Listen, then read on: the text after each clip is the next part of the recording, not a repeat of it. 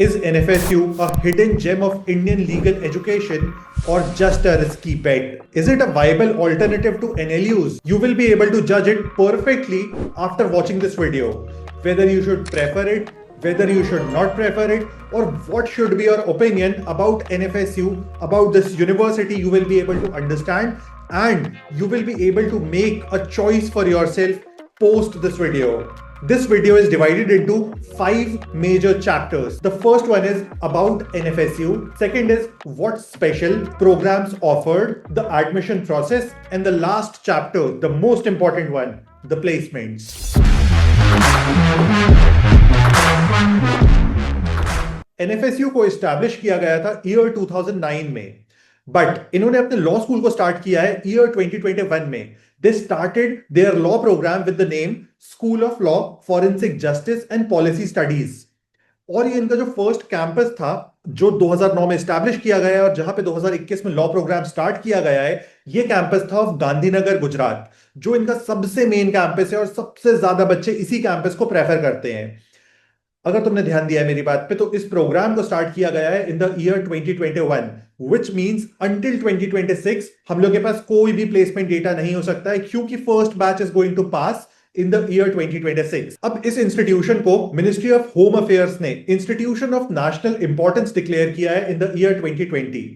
Post that 2021 में इन्होंने अपना लॉ प्रोग्राम स्टार्ट किया. अब इनके जो स्पेशल टाइज है with ministry of home affairs, वो यहां के बच्चों को बहुत सारा अनड्यू एडवांटेज देते हैं, मल्टीपल तरीके की प्लेसमेंट अपॉर्चुनिटीज देंगे, इट इज एक्सपेक्टेड. अब इनका जो लॉ प्रोग्राम है वो बहुत स्ट्रांगली फोकस करता है on tech and data science. अब जो भी बच्चे इनके प्रोग्राम को ऑप्ट कर रहे हैं, उन्हें इस फील्ड में, यानी कि ग्रोइंग फील्ड्स जो होने वाली हैं, उनमें बहुत ज्यादा अनफेयर एडवांटेज मिलने वाला है. And in the longer run it is expected to give you very good placements. Again the word is expected. Firstly, इनका जो लॉ प्रोग्राम है वो काफी ज्यादा डिफरेंट है फ्रॉम ट्रेडिशनल लीगल स्टडीज जो हम लोग को नॉर्मली एनएलयूज में पढ़ाया जाता है. उससे काफी डिफरेंट होने वाला है इनका प्रोग्राम. काफी यूनिक ब्लेंड मिलने वाला है, क्योंकि हमें डेटा साइंस, आर्टिफिशियल इंटेलिजेंस और इस तरह की जितनी भी न्यू एज फील्ड्स हैं उनके बारे में भी पढ़ाया जाएगा, उनके बारे में भी अवेयर किया जाएगा. और इस अवेयरनेस से इन द लॉन्गर रन हमें ज्यादा अच्छी अपॉर्चुनिटीज मिल सकती हैं. प्लस इनका जो स्पेशल टाई है with ministry of home affairs, उससे एक्सपेक्टेड है कि मल्टीपल गवर्नमेंट एजेंसीज में भी चांस दिया जाएगा इन बच्चों को. मल्टीपल गवर्नमेंट एजेंसीज को इनवाइट किया जा सकता है for placements, like CBI, state government law enforcement agencies, NIA, इस तरह की मल्टीपल गवर्नमेंट बॉडीज को इनवाइट किया जा सकता है फॉर प्लेसमेंट. अब इनकी जो फीस है वो है 65,000 पर semester, which means 1.3 lakh per year. This is just the tuition fees. इसके ऊपर से एक एडेड कॉस्ट आएगी आपके ऊपर, which is hostel and mess, जो कि बहुत ही बिगर कॉस्ट है.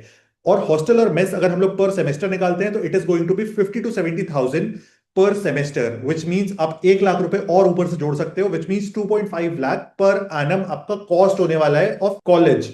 अब अगर हम लोग 5 साल की कॉस्ट जोड़ देते हैं तो it is going to be 2.5, और हम लोग को बेटर फिगर पे रीच करने के लिए इसे 3 लाख इमेजिन कर लेना चाहिए. 3 lakh into 5, this is going to be 15 lakhs of investment in 5 years. But it is going to be worth it अगर जिस तरह की प्रॉमिस्ड प्लेसमेंट्स हैं वो प्लेसमेंट्स मिलती हैं तो. बट जैसा कि मैंने एक और वीडियो में बताया था आपको, प्लेसमेंट उतनी ज्यादा मैटर नहीं करती है. मैटर करता है आपकी स्किल्स और आपने क्या सीखा है, आपने किस क्वालिटी की एजुकेशन ली है, आपने किस तरह से नेटवर्किंग की है. क्योंकि अगर आप एक बहुत ही बेसिक कॉलेज में भी हो तो भी आप बहुत अच्छा कर सकते हो इन द लॉन्गर रन अपने लाइफ में, अपने लीगल करियर में. अगर आप एक स्किल्ड पर्सन हो तो आप स्किल्स पे फोकस करो. आप इस पे फोकस मत करो कि मैं बहुत ज्यादा जिंदल चला जाऊंगा तो मैं बहुत अच्छा कर पाऊंगा. जिंदल जाने से आप अच्छे नहीं बनोगे. आप अपनी मेहनत से, जो भी आप 5 years ऑफ लॉ में कर रहे हो, उससे अच्छे बनोगे, जिसमें एक बहुत इंपॉर्टेंट रोल प्ले करता है अकेडमिक्स. अकेडमिक्स जिन कॉलेजेस का अच्छा है उनको प्रेफर करो ओवर प्लेसमेंट, क्योंकि अकेडमिक्स वाले कॉलेज एक ना एक दिन जीत ही जाएंगे. The best example is Nirma.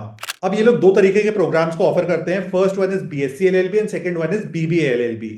अब जो भी बच्चे बीएससी एलएलबी को प्रेफर करना चाहते हैं उनके लिए एक स्पेशल चीज है यहां पे कि आपको साइंस स्ट्रीम से होना जरूरी है, या फिर अगर आप ह्यूमैनिटीज या फिर कॉमर्स से हो, इन दैट सिचुएशन आपके पास मैथ्स या स्टेटिस्टिक्स एज अ सब्जेक्ट होना चाहिए. Otherwise you are not eligible for BSc programme.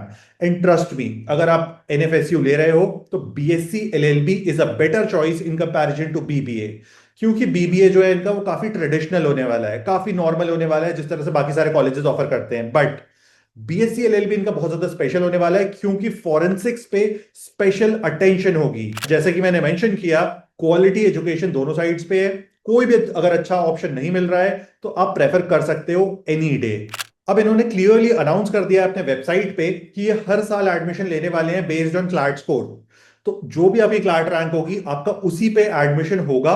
अब अगर आपने क्लाट अपीयर किया है, आपकी ठीक ठाक रैंक है, तो आपको सेपरेटली एक फॉर्म भरना है और इस सेपरेट फॉर्म के थ्रू आपका एडमिशन होगा इन एनएफएसयू।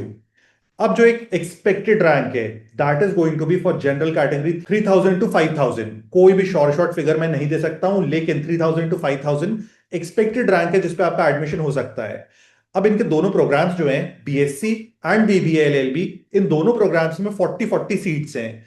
फीस मैंने आपको बता दी 65,000 पर semester, which means 1,30,000 per year है। आज 10th जनवरी 2026 है जब मैं इस वीडियो को रिकॉर्ड कर रहा हूं, और एज ऑफ टुडे इनका कोई भी बैच पास नहीं हुआ है। प्लेसमेंट्स पे मैं किसी भी रैंडम वेबसाइट को या किसी भी रैंडम यूट्यूब चैनल को देख के कुछ भी नहीं बोलना चाहूंगा, जिनके पास कोई भी डेटा नहीं है, जो रैंडमली हवा में बात कर रहे हैं कि इनके 6 से 7 लाख तो प्लेसमेंट जाना ही चाहिए average. That's why you should prefer it. मैं बिल्कुल बिलीव नहीं करता हूं इस चीज पे। जब तक आपके पास डेटा नहीं है आप नहीं बोल सकते, but you should prefer it because of the quality education. और जैसा कि मैंने मेंशन किया था कि गवर्नमेंट बॉडीज को इनवाइट किया जाएगा फॉर प्लेसमेंट्स, ये हाईली एंटिसिपेटेड है।